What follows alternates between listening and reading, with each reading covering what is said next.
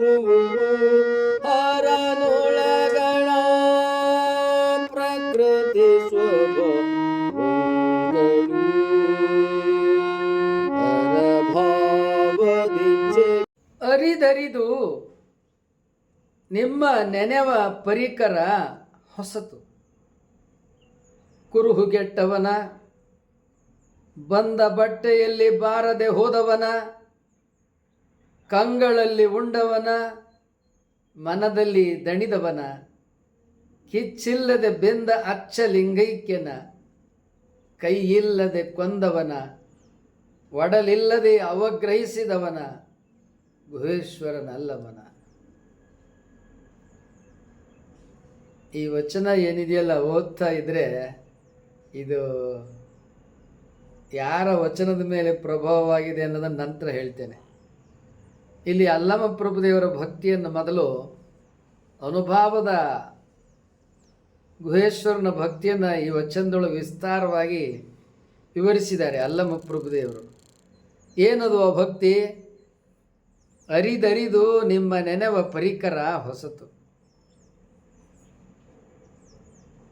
10 ವರ್ಷಗಳಿಂದ ನಿರಂತರ ತಪಸ್ಸು ಮಾಡಿಕೊಂಡು ಹಗಲು ಇರುಳು ಪರಮೇಶ್ವರನ ಭಕ್ತಿಯನ್ನು, ಗುಹೇಶ್ವರನ ಭಕ್ತಿಯನ್ನು ಮಾಡ್ಕೊಂತಾನೆ ಬಂದಿದ್ದಾರೆ ಅಲ್ಲಮ ಪ್ರಭುದೇವರು.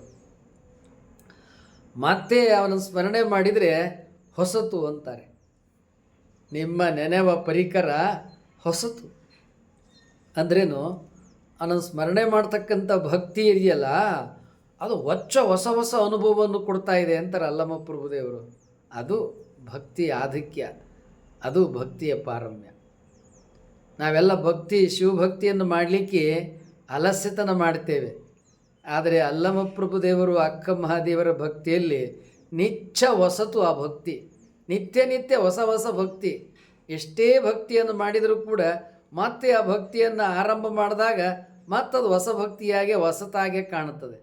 ಅದು ಅರಿದು ನಿಮ್ಮ ನೆನೆವ ಪರಿಕರ ಹೊಸತು. ಯಾಕಂತೇಳಿದರೆ ಆ ಗುಹೇಶ್ವರನ ಸ್ವರೂಪನೇ ಹಾಗೆ. ಯಾಕಂತೇಳಿದರೆ ಪರಮೇಶ್ವರನ ಎಷ್ಟು ಅಂತ ಹೇಳಲಿಕ್ಕೆ ಬರ್ತದೆಯಾ? ಅವನು ಗುಣನಲ್ಲ, ನಿರ್ಗುಣ. ಅವನ ಆಕಾರನಲ್ಲ, ನಿರಾಕಾರ. ಇಡೀ ಬ್ರಹ್ಮಾಂಡವನ್ನೆಲ್ಲ ಸೃಷ್ಟಿ ಮಾಡಿದಂಥವನು, ಎಲ್ಲವನ್ನು ಮೀರಿದವನು. ಎಂಥ ಪರಮೇಶ್ವರನ ಇಷ್ಟೇ ಅಂತ ಹೇಳಲಿಕ್ಕೆ ಬರ್ತದ? ಸಮುದ್ರವನ್ನು ಹಿಂಗೆ ಅಂತ ಹೇಳಲಿಕ್ಕೆ ಬರ್ತದ? ಆಕಾಶವನ್ನು ಈ ಥರ ಅಂತ ವರ್ಣನೆ ಮಾಡಲಿಕ್ಕೆ ಬರ್ತದ? ಹರಿಯುವ ನದಿ, ಕೆರೆ ಇವುಗಳನ್ನು ಇಷ್ಟೇ ಅಂತೇಳಿ ವರ್ಣನೆ ಮಾಡಲಿಕ್ಕೆ ಬರ್ತದ? ಕಾಣುವ ಪ್ರಕೃತಿಯನ್ನು, ಮೂಡುವ ಸೂರ್ಯೋದಯ ಸೂರ್ಯಾಸ್ತ ಇವುಗಳನ್ನು ಎಷ್ಟು ಅಂತೇಳಿ ಪರಿಮಿತಿಯಲ್ಲಿ ವರ್ಣನೆ ಮಾಡಲಿಕ್ಕೆ ಸಾಧ್ಯವೇ? ಅದು ನಿತ್ಯಂ ಹೊಸತು, ಪ್ರತಿನಿತ್ಯ ಹೊಸತೇ ಅದು. ಹೀಗಾಗಿ ಅರಿದರಿದು ನಿಮ್ಮ ನೆನೆವ ಪರಿಕರ ಹೊಸತು. ಕುರುಹುಗೆಟ್ಟವನ, ಇದುವರೆಗೆ ಇಷ್ಟಲಿಂಗ ಪೂಜೆ ಮಾಡ್ಕೊತ ಬಂದಿದ್ದರು. ಈಗ ಕುರುಹುಗೆಟ್ಟವನ, ಕುರುಹನ್ನು ಮೀರಿದ್ದಾರೆ. ಇಷ್ಟಲಿಂಗದ ಭಕ್ತಿಯನ್ನು ಅಲ್ಲಮ ಪ್ರಭುದೇವರು ಮೀರಿದ್ದಾರೆ. ಕುರುಹು ಗೆಟ್ಟವನ, ಇಷ್ಟಲಿಂಗ ಭಕ್ತಿಯನ್ನು ಮಾಡ್ತಾ ಇದ್ರು. ಈಗ ಈ ಇಷ್ಟಲಿಂಗ ಭಕ್ತಿ ಇದೆಯಲ್ಲ, ಇದು ಏನು ಅಂತ ಅನುಭವಕ್ಕೆ ಬಂದುಬಿಡ್ತು. ಈಗ ಅಗ್ನಿಯ ಸ್ವರೂಪ ಏನು ಅಂತ ತಿಳಿದ ಮೇಲೆ ಅಗ್ನಿಯ ಪರಿಮಾಣವನ್ನು ವರ್ಣಿಸ್ಲಿಕ್ಕೆ ಸಾಧ್ಯವೇ? ಹೀಗಾಗಿ ಇದು ಇಷ್ಟಲಿಂಗ ನಾವು ಏನು ಮಾಡ್ಕೊಂಡಿರ್ತಕ್ಕಂಥ ಕುರುಹು. ನಿಜದ ನೆನಹೇನಿದಲ್ಲದು ಯೂನಿವರ್ಸ್ ಅಬೋರ್ಡ್ ಆಫ್ ಬ್ರಹ್ಮ. ಅರಿದರಿದು ನಿಮ್ಮ ನೆನಮ ಪರಿಕರ ಹೊಸತು. ಕುರುಹುಗೆಟ್ಟವನ, ಈ ಕುರುಹೇನಿದೆಯಲ್ಲ ಅದು ತಿಳಿತು. ಬಂದ ಬಟ್ಟೆಯಲ್ಲಿ ಬಾರದೆ ಹೋದವನ, ಬಟ್ಟೆ ದಾರಿ, ಬಂದ ದಾರಿಯಲ್ಲಿ ಏನದ ಈಗ ಬಾರದೆ ಹೋದವನ. ಇನ್ನು ಜನನ ಮರಣದ ದಾರಿಯಲ್ಲಿ ನಾನು ಬರೋದಿಲ್ಲ. ಹುಟ್ಟು ಸಾವು ವಿಷಯಾದಿಗಳು ನನಗೆ ಬೇಡ. ಹಸಿವು ತೃಷೆ ವಿಷಯಾದಿಗಳು ನನಗೆ ಬೇಡ. ಈ ಬದುಕನ್ನು ನಾನು ದಾಟ್ತೇನೆ. ಇದು ಅಲ್ಲಮ ಪ್ರಭುದೇವರ ಅಪೇಕ್ಷೆ ಮತ್ತು ಇಚ್ಛೆ. ಆ ಭಕ್ತಿಯಲ್ಲಿ ಹೇಳ್ತಾರೆ, ಬಂದ ಬಟ್ಟೆಯಲ್ಲಿ ಬಾರದೆ ಹೋದವನ, ಕಂಗಳಲ್ಲಿ ಉಂಡವನ, ಮನದಲ್ಲಿ ದಣಿದವನ. ಕಣ್ಣುಗಳೇನಿದವಲ್ಲ, ಈಗ ಇಷ್ಟಲಿಂಗವನ್ನು ನೋಡ್ತೀವಿ, ಕಣ್ಣು ತುಂಬಿಕೊಳ್ಳುತ್ತೆ. ಪರಮೇಶ್ವರನನ್ನು ಕಣ್ಣುಗಳು ತುಂಬಿಕೊಳ್ಳುತ್ತವೆ. ಮನಸ್ಸು ತೃಪ್ತಿಯಾಗುವ ಹಾಗೆ ಆ ಪರಮಾನಂದವನ್ನು ಅನುಭವಿಸ್ತದೆ. ತಣ್ಣನೆ ದಣಿದು ಅಂತಾರೆ. ಮನದಲ್ಲಿ ದಣಿದವನ ಕಿಚ್ಚಿಲ್ಲದೆ ಬೆಂದ ಅಚ್ಚಲಿಂಗೈಕ್ಯನ. ಎಷ್ಟು ಚೆನ್ನಾಗಿ ಹೇಳ್ತಾರಲ್ಲ ಪ್ರಭುದೇವರು. ಅಕ್ಕಮಹಾದೇವರು ಹಂಗೆ ಅಂತಾರೆ, ಕಿಚ್ಚಿಲ್ಲದ ಬೇಗೆಯಲ್ಲಿ ಬೆಂದೆನವ್ವ, ಕಡೆಯಿಲ್ಲದ ತಾಪದಲ್ಲಿ ಬಳಿ ಸಂದೆನವ್ವ. ಕಿಚ್ಚಿಲ್ಲ ಆದರೂ ಅಗ್ನಿ ಸುಡ್ತಾ ಇದೆ. ಯಾವುದೋ ಪರಮಾತ್ಮನ ವಿರಹ. ಅಕ್ಕ ಮಹಾದೇವಿಯರಿಗೆ ಹಾಗೆ ಇಲ್ಲಿ ಹೇಳ್ತಾ ಇದ್ದಾರೆ ಅಲ್ಲಮ ಪ್ರಭುದೇವರು, ಕಿಚ್ಚಿಲ್ಲದೆ ಬೆಂದ ಅಚ್ಚಲಿಂಗೈಕ್ಯನ. ಕಿಚ್ಚಾವುದೋ ಗುಹೇಶ್ವರನ ವಿರಹ. ಗುಹೇಶ್ವರನ ಭಕ್ತಿಯಲ್ಲಿ ಅವರು ತನ್ಮಯರಾದರು. ಕೈಯಿಲ್ಲದೆ ಕೊಂದವನ, ಒಡಲಿಲ್ಲದೆ ಅವಗ್ರಹಿಸಿದವನ ಗುಹೇಶ್ವರನಲ್ಲವನ. ಕೈಯಿಲ್ಲದೆ ಕೊಂದವನ, ಕೈಯಿಲ್ಲದೆ ಕೊಂದವನ, ಒಡಲಿಲ್ಲದೆ ಅವಗ್ರಹಿಸಿದ ನಮ್ಮ ಗುಹೇಶ್ವರನಲ್ಲವನ. ಕೈಯಿಲ್ಲದೆ ಕೊಂದವನ. ಈಗ ಸಂಹಾರ ಮಾಡಬೇಕಾದ್ರೆ ಕೈಗಳು ಖಡ್ಗವನ್ನು, ಬಿಲ್ಲು, ಬಾಣ, ಗದೆ ಹಿಡಿಬೇಕು. ಆದರೆ ಅಲ್ಲಮ ಪ್ರಭುದರು ಹೇಳ್ತಾರೆ, ನನ್ನನ್ನು ನಾನು ಕೈಯಿಲ್ಲದೆ ಕೊಂದ್ಕೊಂಡೆ ಅಂತಾರೆ. ಅಂದರೆ ಅರ್ಥ ಏನು? ವಿಷಯಾದಿ ಮುಖದಲ್ಲಿ ಹೋಗ್ತಕ್ಕಂಥ ಈ ವ್ಯಕ್ತಿತ್ವ ಏನದಲ್ಲ, ಅದನ್ನು ಸಂಹಾರ ಮಾಡಿಬಿಟ್ಟೆ ಅಂತಾರೆ. ಅದನ್ನು ಸಂಹಾರ ಮಾಡಲಿಕ್ಕೆ ಕೈಯೆಲ್ಲ ಬೇಕಾಗಿರೋದು ಮನಸ್ಸು, ಜ್ಞಾನ. ಆ ಜ್ಞಾನದಿಂದ ನನ್ನ ವಿಷಯಾದಿಗಳು, ವ್ಯಸನಾದಿಗಳು, ಮದ ಅರಿಷಡ್ವರ್ಗಾದಿಗಳಿಗೆ ಹೋಗ್ತಕ್ಕಂಥ ವ್ಯಕ್ತಿತ್ವವನ್ನು ಸಂಹಾರ ಮಾಡಿಬಿಟ್ಟೆ ನಾನು. ನನ್ನನ್ನು ನಾನು ಸಂಹಾರ ಮಾಡಿಕೊಂಡೆ ಅಂತಾರೆ. ಇದು ಸಾಧನೆ, ಇದು ಸಿದ್ಧಿ, ಇದು ಭಕ್ತಿ. ಅಲ್ಲಮ ಪ್ರಭುದೇವರು ಶತ್ರುಗಳು ಹೊರಗಡೆ ಇಲ್ಲ, ನಮ್ಮಲ್ಲೇ ಇದ್ದಾರೆ. ನಮ್ಮಲ್ಲಿ ಇರುವ ಶತ್ರುಗಳನ್ನು ನಾನು ಸಂಹಾರ ಮಾಡಿಕೊಂಡಿರತಕ್ಕಂಥ ವಿಚಾರವನ್ನು ಅಲ್ಲಮ ಪ್ರಭುದೇವರು ವಚನದಲ್ಲಿ ಹೇಳ್ತಾ ಇದ್ದಾರೆ. ಕೈ ಇಲ್ಲದೆ ಕೊಂದವನ ನನ್ನನ್ನು ನಾನು ಕೊಂದುಕೊಂಡೆ. ಹೇಗೆ ಎಂಬುದಾಗಿ ಹೇಳಿದರೆ, ಜ್ಞಾನದಿಂದ, ವಿವೇಕದಿಂದ, ಅರಿವಿನಿಂದ.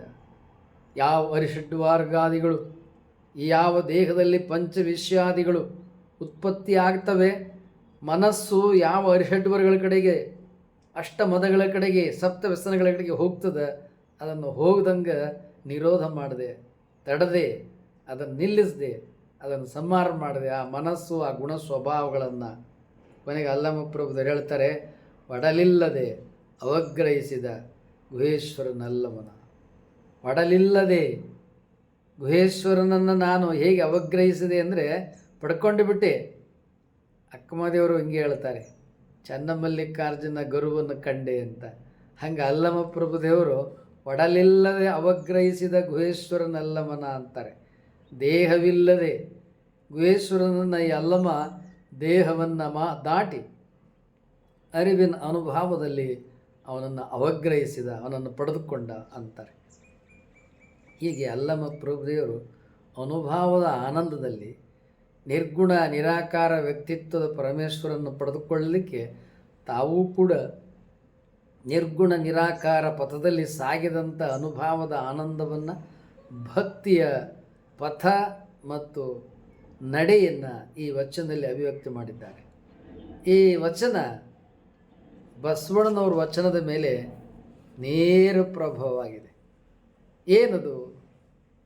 ಬಸವಣ್ಣವ್ರ ವಚನದಲ್ಲಿ ಬರ್ತದೆ, ಬಾಣನ ಬಾಗಿಲ ಕಾಯ್ದವನ, ನಂಬಿಗೆ ಕುಂಟಣಿಯಾದವನ, ಸದ್ಭಕ್ತರ ಹೃದಯದಲ್ಲಿಪ್ಪುವನ, ಎನ್ನ ಮನಸ್ಸಿಗೆ ಬಂದವನ, ಕೂಡಲ ಸಂಗಯ್ಯನೆಂಬವನ. ಆ ವನ ಎನ ಬಂದವನ ಬಂದವನ ಬಂದವನ ಅನ್ನೋದೇನಿದೆಯಲ್ಲ, ಅದು ಇಲ್ಲೈತೆ ಅಲ್ಲಮ ಪ್ರಭುದೇವರಲ್ಲಿ. ಕುರುಹುಗೆಟ್ಟವನ, ಬಾರದೆ ಹೋದವನ, ಕಂಗಳಲ್ಲಿ ಉಂಡವನ, ಮನದಲ್ಲಿ ದಣಿದವನ, ಕಿಚ್ಚಿಲ್ಲದೆ ಬೆಂದ ಅಚ್ಚಲಿಂಗೈಕ್ಯನ, ಕೈಯಿಲ್ಲದೆ ಕೊಂದವನ, ಒಡಲಿಲ್ಲದೆ ಅವಗ್ರಹಿಸಿದ ಗುಹೇಶ್ವರನಲ್ಲಮನ. ಹೀಗೆ ಅಲ್ಲಮ ಪ್ರಭುದೇವರ ಈ ವಚನ ಬಸವಣ್ಣನವರ ಬಾಣನ ಬಾಗಿಲ ಕಾಯ್ದವನ, ನಂಬಿಗೆ ಕುಂಟಣಿಯಾದವನ, ಸದ್ಭಕ್ತರ ಹೃದಯದಲ್ಲಿಪ್ಪವನ, ಎನ್ನ ಮನಕ್ಕೆ ಬಂದವನ, ಕೂಡಲ ಸಂಗಯ್ಯನೆಂಬವನ ಎನ್ನುವ ವಚನಕ್ಕೆ ಪ್ರೇರಣೆಯಾಗಿದೆ. ಹೀಗೆ ಬಸವಣ್ಣನವರ ವಚನಗಳ ಮೇಲೆ ಬಸವಣ್ಣನವರು ತಾವು ವಚನಗಳನ್ನು ಬರೆದಿದ್ದರೆ ಆ ವಚನಗಳು ಅವರ ಪ್ರೇರಣೆಯ ಪ್ರಭಾವ ಯಾವ ಮೂಲದಿಂದ ಬಂದಿದೆ ಅಂತೇಳಿದರೆ ಅಲ್ಲಮ ಪ್ರಭುದೇವರ ವಚನಗಳು, ಅಕ್ಕ ಮಹಾದೇವರ ವಚನಗಳು, ಕೇಶಿರಾಜ ದಂಡನಾಯಕರ ವಚನಗಳು, ಕಂದಪದ್ಯಗಳು, ದಾಸ್ಯ ಶಿವಾನುಭಾವಿ ದಾಸ್ಯಮೈನರ ವಚನಗಳಿಂದ ಅಪಾರವಾದ ರೀತಿಯಲ್ಲಿ ಬಸವಣ್ಣನವರು ಪ್ರೇರಣೆಯನ್ನು ಪಡೆದುಕೊಂಡಿದ್ದಾರೆ. ಇಲ್ಲಿ ಅಲ್ಲಮ ಪ್ರಭುದೇವರು ಪರಮೇಶ್ವರನ ನಿರಾಕಾರ ಭಕ್ತಿಯನ್ನು ಅನುಭವಿಸಿ ಆನಂದಿಸಿದ್ದನ್ನು ನಾವು ಕಾಣುತ್ತೇವೆ. ಈ ವಚನವನ್ನು ಓದಿಕೊಂಡಂಥ ಬಸವಣ್ಣನವರು ಸಗುಣ ಭಕ್ತಿಯೆಲ್ಲ ನಡೆಸ್ತಾ ಇದ್ದರು. ಹೀಗಾಗಿ ಅಲ್ಲಿ ಸಗುಣ ಭಕ್ತಿಯಲ್ಲಿಯೇ ಭಕ್ತಿಯನ್ನು ಅಭಿವ್ಯಕ್ತ ಮಾಡ್ತಾರೆ. ಈ ವಚನದಲ್ಲಿ ನಿರಾಕಾರ ನಿರ್ಗುಣ ಭಕ್ತಿ ಇದೆ ಗುಹೇಶ್ವರನಲ್ಲಿ. ಅದೇ ಅಲ್ಲ ಬಸವಣ್ಣನವರಲ್ಲಿ ಸಗುಣ ಮತ್ತು ಸಾಕಾರ ಭಕ್ತಿಯನ್ನು ಬಸವಣ್ಣನವರು ಆ ವಚನದಲ್ಲಿ ಪ್ರಕಟ ಮಾಡಿದ್ದಾರೆ. ಈಗ ಯಾಕೆಂದರೆ ಅವಾಗ ಇವರಿನ್ನೂ ಸಗುಣ ಭಕ್ತಿಯಲ್ಲಿ ಬಸವಣ್ಣನವರು ಇದ್ದರು. ನಿರ್ಗುಣ ಭಕ್ತಿಗೆ ಆ ನಂತರ ಅಲ್ಲಮ ಪ್ರಭುದೇವರ ವಚನಗಳನ್ನು ಮೇಲಿಂದ ಮೇಲೆ ಅಧ್ಯಯನ ಮಾಡಿದ ಮೇಲೆ ಆಗ ಅವರೂ ಕೂಡ ನಿರ್ಗುಣ ಭಕ್ತಿಗೆ ಹೊರಳಿಕೊಂಡ್ರು. ಹೀಗೆ ಈ ವಚನಗಳನ್ನು ಮತ್ತೆ ಅಧ್ಯಯನ ಮಾಡುವುದರಿಂದ ಪ್ರತಿಯೊಂದು ವ್ಯಕ್ತಿತ್ವದ ಬೆಳವಣಿಗೆ, ಪ್ರೇರಣೆ, ಪ್ರಭಾವ ಇವುಗಳನ್ನು ನಾವು ಸ್ಪಷ್ಟವಾಗಿ ಗುರುತಿಸ್ಬೋದು. ಹೀಗೆ ಬಸವಣ್ಣನವ್ರ ವಚನಗಳ ಮೇಲೆ ಅಲ್ಲಮ ಪ್ರಭುದೇವರು, ಅಕ್ಕ ಮಹಾದೇವಿಯವರು, ಶಿವಾನುಭಾವಿ ದಾಸ್ಯಮಯ್ಯನವರು, ದಂಡನಾಯಕ ಭಕ್ತಿ ಭಂಡಾರಿ, ಕೇಶಿರಾಜರ ಕಂದಪದ್ಯಗಳು ಇವರೆಲ್ಲರ ಸಾಹಿತ್ಯ ಭಕ್ತಿ ಅಪಾರವಾಗಿ ಪ್ರೇರಣೆಯನ್ನು, ಪ್ರಭಾವವನ್ನು ಬೀರಿದೆ ಅನ್ನೋದನ್ನು ನಾವು ಸ್ಪಷ್ಟವಾಗಿ ಗುರುತಿಸ್ಬೋದಾಗಿದೆ. ವಿಜಯ TV 12 ಅಲ್ಲಮ ಪ್ರಭುದೇವರ ವಚನ ವ್ಯಾಖ್ಯಾನ 473.